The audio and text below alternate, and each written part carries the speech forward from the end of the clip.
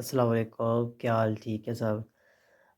आज है हमारा chapter number 23, real and repeated eigen values. Eigen values हम 38 चैप्टर से याद करते आ रहे हैं, स्टडी करते आ रहे हैं। तो उम्मीद है आपको आइगन वैल्यूज़ और आइगन वेक्टर्स का कंसेप्ट क्लियर हो गया होगा, कैसे आइगन वैल्यूज़ फाइंड आउट करनी है और कैसे आइगन वेक्टर्स फाइंड आउट करने हैं। आज हमने क्या सीखना है कि eigen values repeated, eigen values repeated इसका क्या मतलब है। दो आइगन वैल्यूज़ फाइंड आउट कर ली हमने, दोनों की वैल्यू सेम है। तीन कर ली, इनमें से दो सेम है। अगर हमने 50 आइगन वैल्यूज़ फाइंड आउट कर ली, उनमें से 10 आइगन वैल्यूज़ सेम है, तो क्या सोल्यूशन, जनरल सोल्यूशन हमारा क्या होगा, इसको स्टडी करना है। हमने आइगन वैल्यू फाइंड आउट की, eigen values of multiplicity F. अगर आइगन वैल्यू 1 है तो क्या सोल्यूशन होगा, आइगन वैल्यू 2 है क्या सोल्यूशन होगा, आइगन वैल्यू 10 है उनमें से दो सेम है तो क्या सोल्यूशन होगा। इसका सोल्यूशन का मेथड क्या है, सेम मेथड है। X prime is equal to A X, A हमारा कोफिशिएंट मैट्रिक्स है जिसको हम फाइंड आउट करते हैं करेक्टरिस्टिक इक्वेशन डिटर्मिनेंट्स लेकर। तो फिर करेक्टरिस्टिक इक्वेशन से हम इसका आइगन वेक्टर फाइंड आउट करते हैं। ये हमारी फर्स्ट कंडीशंस है। अगर हमारे पास n cross n coefficient matrix हो और आइगन्स वैल्यूज हमारी m linearly independent vectors from lambda one, अगर हमारी eigen value lambda one same है, मतलब कि आइगन वैल्यू दो है या दो से ज़्यादा है लैम्डा, जो जिसको हम आइगन वैल्यू कहते हैं। इसे आइगन वेक्टर जो हमने फाइंड किए वो K1 K2 Kn है। इसका मतलब क्या है, एक से ज़्यादा है। तो हमारा जनरल सोल्यूशन क्या होगा, हम सोल्यूशन के लिए ये चीज़ें फाइंड आउट करेंगे तो हमारा जनरल सोल्यूशन निकल आएगा। अगर हमारे पास eigen value for lambda one, eigen value same है, बेशक चार आइगन वैल्यू है तो रिजल्ट सेम है। फॉर एग्जांपल -4 है आइगन वैल्यूज़ की value, first eigen value -4, second eigen value -4, third eigen value -4।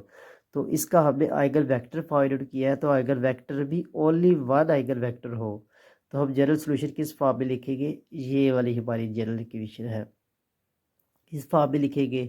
इसमें हम एम की जगह पर 1 पुट करेंगे तो ये इक्वेशन निकलेगी। अगर 2 पुट करेंगे, इधर 2 पुट किया, 2 1 हो गया, T raise to power 2 minus one, 2 minus one is equal to 1 over M minus one, 2 minus one 1, T इधर टी आएगा, यहाँ पर टी मिसिंग है, आप करेक्शन कर ले यहाँ पर t, k two one into t into raise t to power e raise to power lambda one T plus k two e raise to power lambda one T.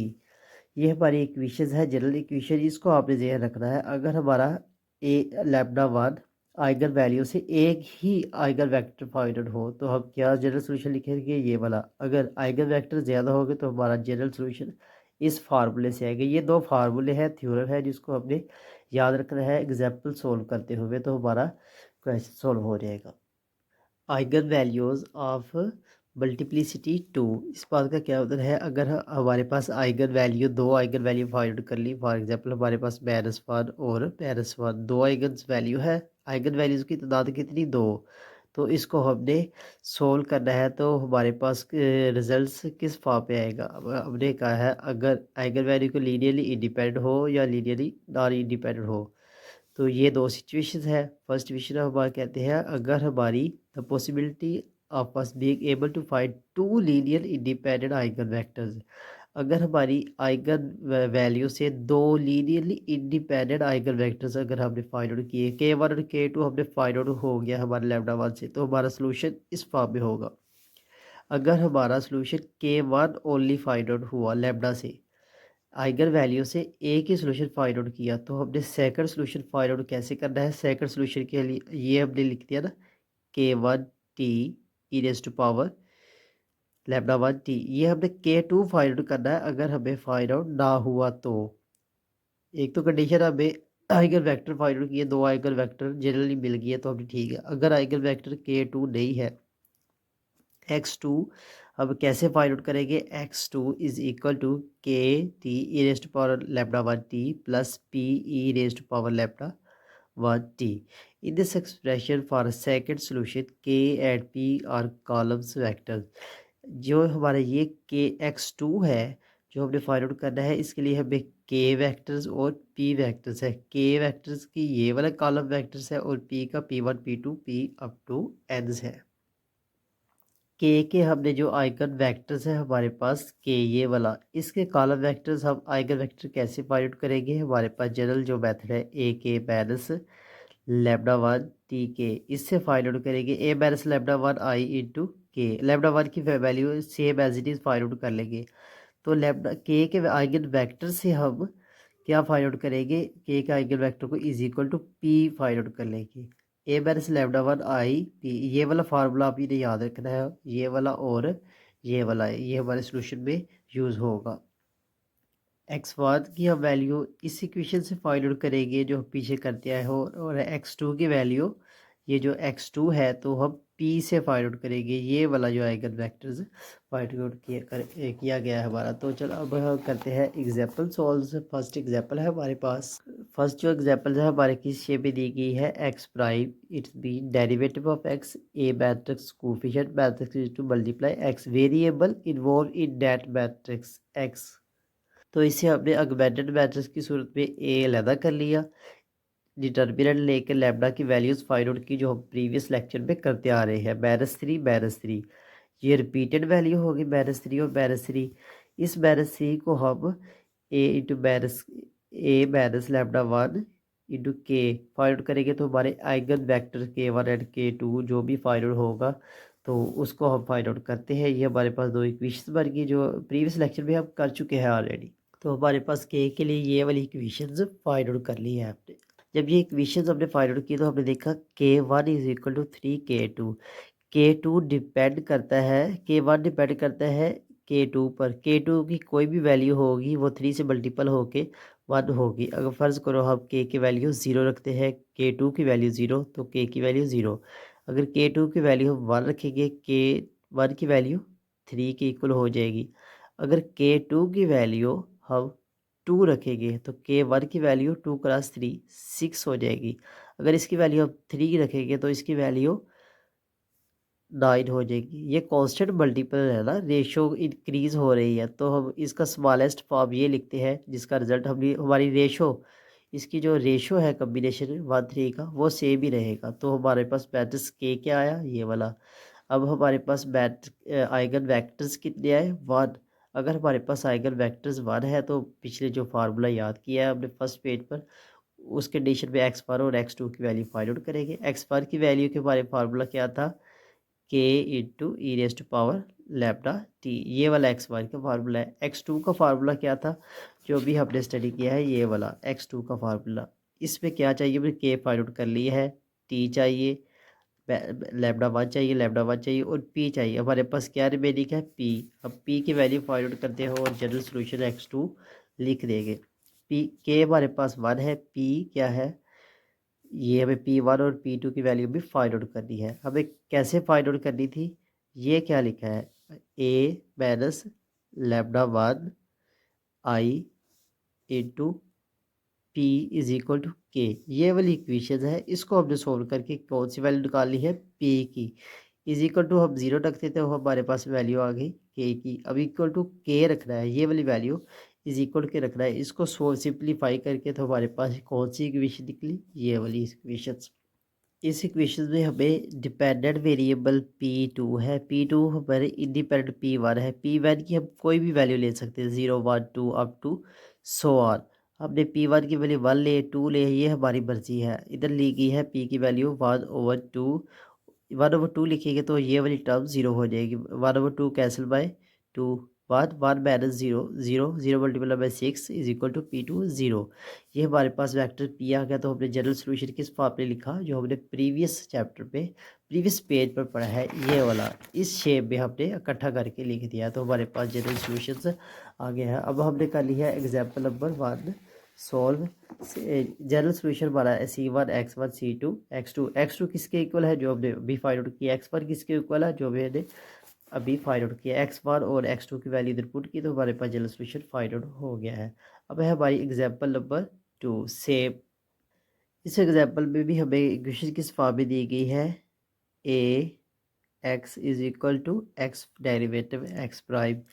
A matrix को लिया हमने, eigen values find out करनी है, इसका determinant लिया, ए minus lambda 1 किया पहले, ये वाला हमारा मैट्रिक्स बन गया। इस मैट्रिक्स का हमने डिटर्मिनेंट ले लिया, डिटर्मिनेंट लेने के बाद हमारे पास क्या वैल्यू फाइंड आउट हुई, -1 एंड -1। ये दो वैल्यू हमारी कौन सी है, रिपीटेड वैल्यू है, इसका हमने लैम्डा 1 कह दिया। और ये वाली कौन सी वैल्यू है, ये हमारे पास लैम्डा 2 पाई वैल्यू। इस पर हमारा केस अलग होगा और इसका केस अलग होगा। ये हमने प्रीवियस एग्जांपल नंबर 1 की है, ये वाला सेम केस है। इसी एग्जांपल से हमने इसका आइगन वेक्टर्स फाइंड आउट करते हैं। पहले इसका आइगन वेक्टर फाइंड आउट करते हैं, फिर इसका आइगन वेक्टर और जनरल सॉल्यूशन, इसका आइगन वेक्टर और जनरल सॉल्यूशन, फिर हम कंबाइन करके लिखेंगे। एक्सप्लेन करते हैं। आइगन वेक्टर हमने सोल्व किया आइगन वैल्यूज़ को फाइंड आउट करके, ए माइनस लैम्डा 1 के। अब हमने ये देखना है आइगन वेक्टर 1 फाइंड आउट होता है हमें या 2 मिलते हैं, तो इसकी सिंप्लीफिकेशन की है, तो हमारे पास रिजल्ट क्या निकला है, k1 minus k2 plus k3। ये इसका वेरिएबल है k1, इसके वेरिएबल है k2, इस कॉलम्स के वेरिएबल है k3। ये इक्वेशंस है ना, हमने इक्वेशंस को ऑगमेंटेड फॉर्म में चेंज किया है। तो k1 minus k2 plus k3 is equal to 0, बाकी all terms is equal to 0। k1 हमारे किसके इक्वल होगा, k2 माइनस k3। अब k3 की वैल्यू कोई ले, k2 की वैल्यू और ले, तो रिजल्ट इसका क्या होगा, इन दोनों की वैल्यू इंटरचेंज करें। तो हमारे परमुटेशन और कम्बिनेशन हमने पढ़ा है ना, इन दोनों की वैल्यू इंटरचेंज भी हो सकती है, तो हमारी k की वैल्यू क्या होगी। अब हमने लिया क्या है, k2 इज इक्वल टू 1 ले लियो, k3 को 0, k2 1 k3 0, तो हमारी k1 की वैल्यू कितनी है, 1। अगर हम k1 और k2 और k3 को 1 1 लिए, तो हमारी k1 की वैल्यू 0 हो जाएगी। हमारे पास कितने वेक्टर्स आ गए, eigen vector 1 and 2, there are 2 eigen vectors, so we apply the that conditions.